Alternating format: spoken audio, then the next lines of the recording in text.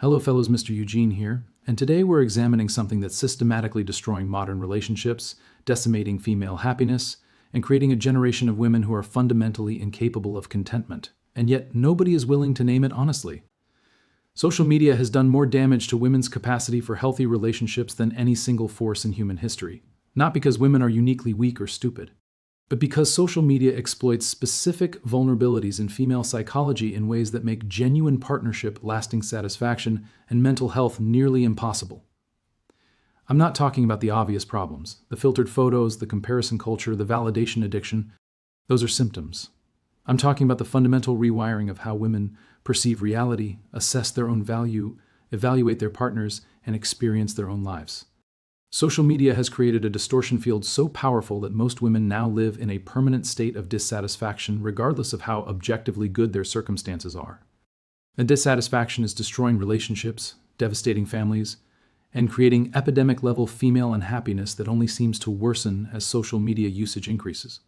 Today we're examining exactly how social media damages women specifically, why these effects are so much more severe for women than for men, how this manifests in relationships and destroys them, what it's doing to children and families, and what you need to understand if you're in a relationship with a woman whose brain has been colonized by Instagram, TikTok, Facebook, and the infinite scroll of manufactured perfect lives.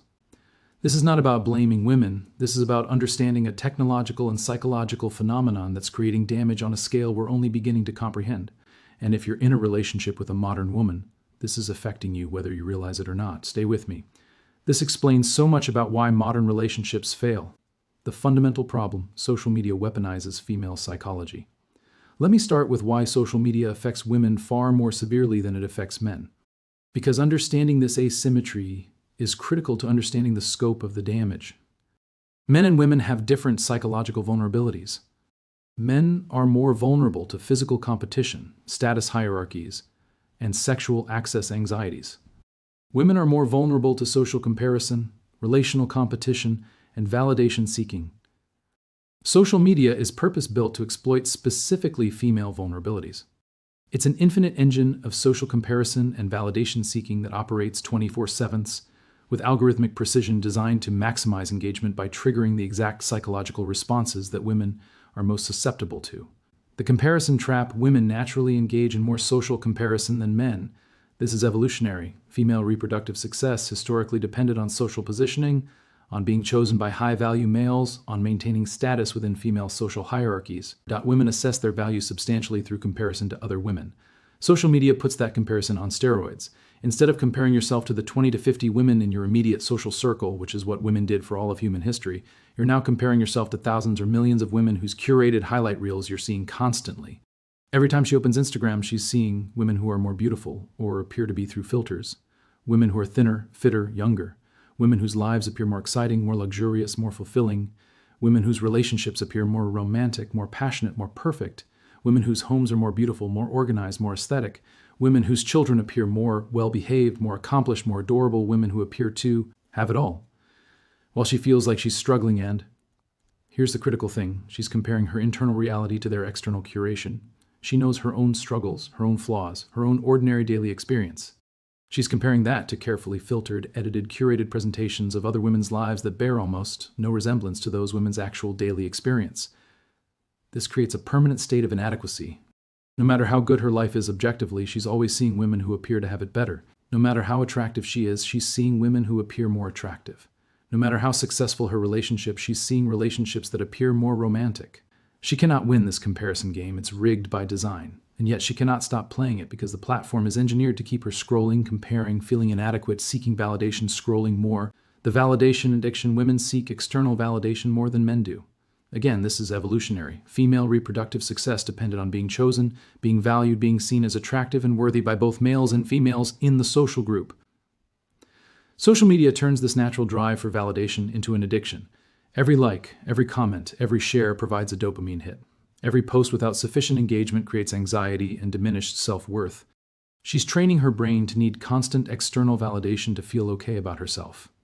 This manifests as posting constantly to generate validation, obsessively checking responses, feeling anxious or depressed when posts don't perform well, curating her life for the platform rather than living it authentically, making decisions based on how they'll look on social media rather than what she actually wants, deriving her sense of self-worth from metrics, follower counts, like counts, engagement rates. The problem is that this validation is empty.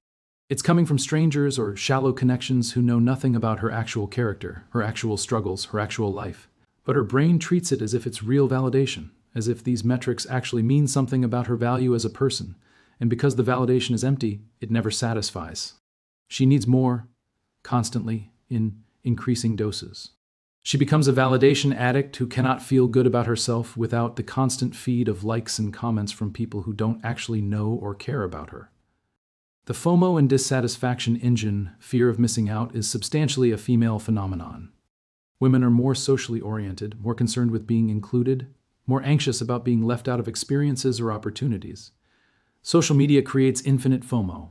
Every scroll shows her things she's not doing, places she's not going, experiences she's not having. Her friends are at a party she wasn't invited to. Other women are traveling to exotic locations. Someone she went to high school with is posting about their perfect beach vacation while she's home dealing with laundry and groceries. This creates chronic dissatisfaction with her actual life. Even when her life is objectively good, stable relationship, healthy children, comfortable home, financial security, she's constantly seeing curated versions of other lives that appear more exciting, more fulfilling, more worthy of envy. She starts viewing her own life as inadequate, not because it is inadequate, but because social media has trained her to believe that everyone else is living more interesting, more valuable lives. Her husband, who is a good man providing stability and partnership, starts seeming boring compared to the romantic gestures other women's husbands appear to be making online. Her children, who are normal and healthy, seem less accomplished than other women's children who are being showcased for their achievements. Her home, which is comfortable and functional, seems plain compared to the perfectly styled homes she sees in her feed. Social media has made contentment almost impossible because contentment requires being satisfied with what you have. And social media is specifically designed to make you perpetually aware of what you don't have. How this manifests in relationships and why it's destroying yours. Now let's examine how these social media-induced psychological patterns manifest in actual relationships and why they're so destructive. Your relationship becomes performance art. The woman whose brain has been colonized by social media is no longer living her relationship. Curating it for public consumption. What this looks like, she's more concerned with how things look than how they actually are. Date nights are about getting the right photo for Instagram than about genuine connection. Vacations are planned around Instagrammable moments rather than actual enjoyment. Gifts you give her are evaluated based on how they'll appear in posts. Major life events, anniversaries, birthdays, achievements are staged for social media rather than experienced authentically. She's disappointed when you don't perform romantic gestures that photograph well, regardless of the actual thought or care behind private gestures that don't translate to social media. You're no longer her partner. You're a prop in her social media narrative. Your value is substantially determined by how you make her look in her curated online presence. Are you tall enough, attractive enough, successful enough, romantic enough to enhance her presentation of her life to her audience? This is soul-destroying for men because you're being evaluated against fictional standards. The romantic gestures other men appear to be making in her feed are staged, curated, filtered. Many of them are literally fake, influencers performing for engagement. But she's comparing your authentic, imperfect expressions of care to these polished performances and finding you lacking. She's never satisfied because satisfaction isn't visible. Online contentment doesn't photograph well. Genuine happiness in ordinary moments doesn't generate engagement. Social media rewards drama, excitement, achievement, beauty, luxury, not quiet contentment. This means your relationship, no matter how good it actually is, will always seem inadequate to her because the kind of goodness it provides, stability, peace, partnership, consistent care, doesn't translate to social media validation. You provide reliable income and financial stability, boring, consistent presence and emotional support, not photogenic, partnership in managing household and children, invisible labor, faithfulness and commitment, taken for granted. Peace and lack of drama appears as lack of passion online. Meanwhile, she's seeing grand romantic gestures that may be staged for content, expensive gifts and luxury experiences that people go into debt to showcase, exotic travel that looks perfect but was probably stressful and exhausting, perfect bodies achieved through filters, surgery, or eating disorders, perfect homes staged for the photo, chaos everywhere outside the frame. You cannot compete with fiction. And social media is fundamentally fiction. But she doesn't fully grasp that the comparisons she's making are between your reality and everyone else's carefully constructed fantasy. She seeks validation from strangers over partnership with you. The woman addicted to social media validation is getting dopamine hits from likes and comments from people who don't know her, don't care about her, and whose opinions should be meaningless. But those hits feel more satisfying to her than your genuine appreciation because they come with metrics, because they're public, because they confirm that she's winning the social comparison game. This manifests as she's more excited about post engagement than about genuine compliments from you. She values her online audience's opinions about decisions, what to wear, where to go, how to decorate, more than your input as her actual partner.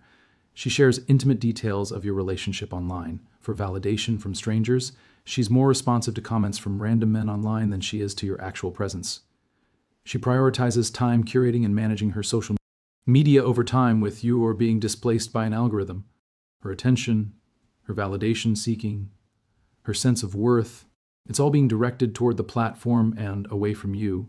You're her partner in reality, but reality is less compelling to her than the curated fantasy life she's presenting online. She views you as replaceable because social media shows her infinite options. Before social media, women assessed their relationship options based on the men actually available in their social circle and geographic area. This created realistic assessment of value. If your partner is among the best options actually available to you, you're likely to be satisfied and committed. Social media destroys this realistic assessment. Now she's seeing thousands of men who appear more attractive, more successful, more romantic, more exciting than you.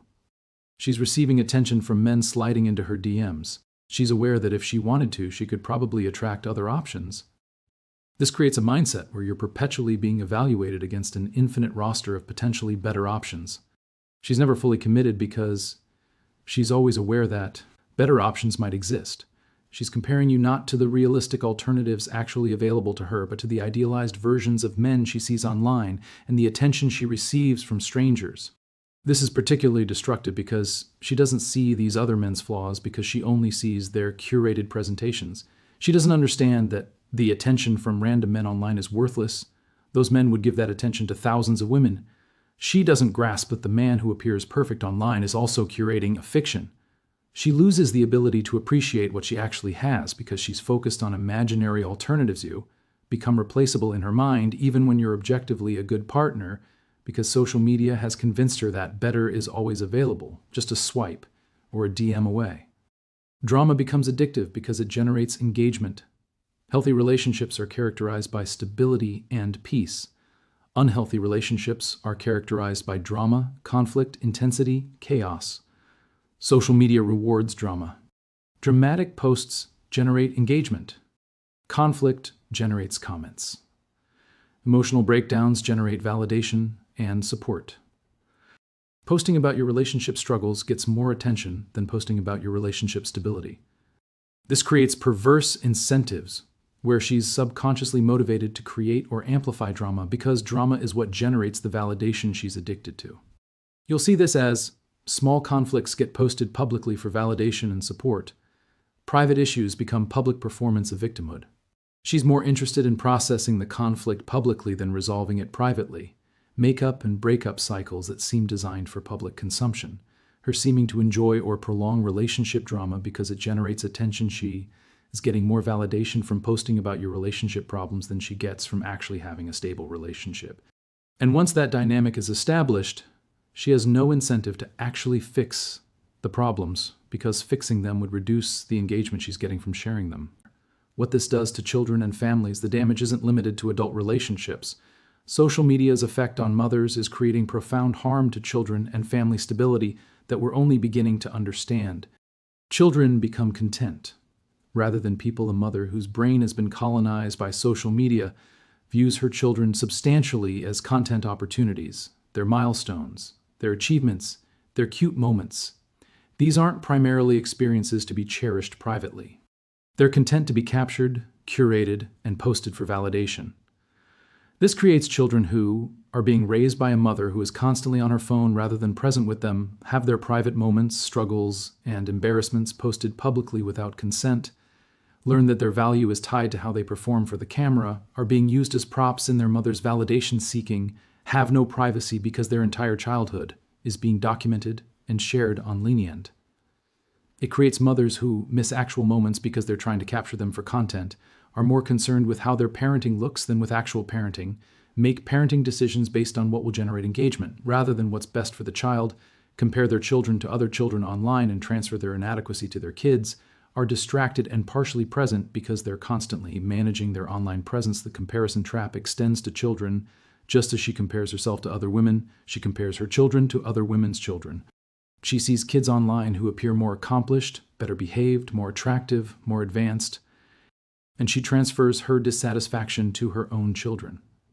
This manifests as pushing children into activities because other kids are doing them, not because her kid is interested. Anxiety about her child's development, not based on actual concerns, but on comparison to curated presentations of other children. Disappointment in her children for being ordinary when social media has convinced her that everyone else's children are extraordinary.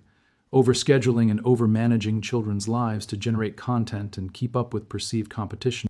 Her children are being damaged by her inability to appreciate them as they are because social media has convinced her that ordinary childhood isn't enough.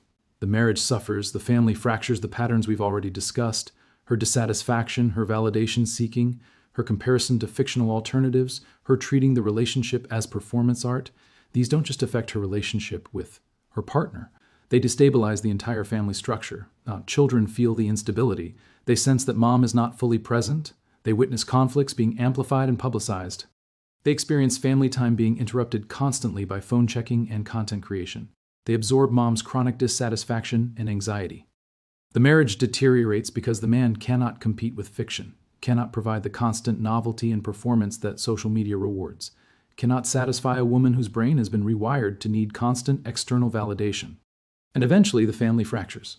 She initiates divorce not because the marriage was actually bad, but because social media convinced her it wasn't good enough, that better exists somewhere else, that her dissatisfaction is her husband's fault, rather than the result of a technology designed to make contentment impossible. And the children pay the price. They go from an intact family to a fractured one, not because their father failed, but because their mother's brain was colonized by algorithms designed to maximize engagement by triggering chronic dissatisfaction. Why women can't just put the phone down. At this point, many men are thinking, so why doesn't she just stop using social media? If it's making her miserable, why not delete the apps? Because addiction doesn't work that way. And make no mistake, this is addiction. Social media companies have hired teams of psychologists and neuroscientists specifically to make their platforms as addictive as possible. They've engineered these apps to hijack human psychology, particularly female psychology. The addiction mechanics variable reward schedule. Sometimes her posts get lots of engagement, sometimes they don't. This variable schedule is the same mechanism that makes slot machines addictive. FOMO maintenance. If she's not checking constantly, she might miss something important, some opportunity, some social event. Social pressure. All her friends are on the platforms.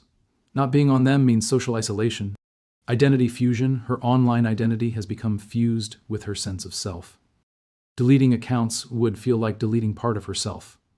Validation dependence. She's trained her brain to need external validation from the platform. Without it, she feels anxious, worthless, disconnected. This is why you can't just tell her to delete the apps. Her brain has been rewired. The platforms have created neural pathways that treat social media validation as necessary for well-being. Removing them creates genuine withdrawal symptoms: anxiety, depression, irritability, obsessive thoughts. She doesn't see the problem. Most women in the grip of social media addiction don't recognize that it's destroying their happiness and relationships. Because the platform constantly reinforces that the problem is external, her life isn't good enough, her partner isn't good enough, she needs to make changes to reach the happiness that everyone else appears to have.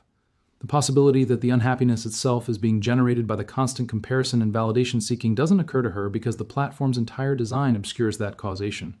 She thinks she's unhappy because her life is inadequate.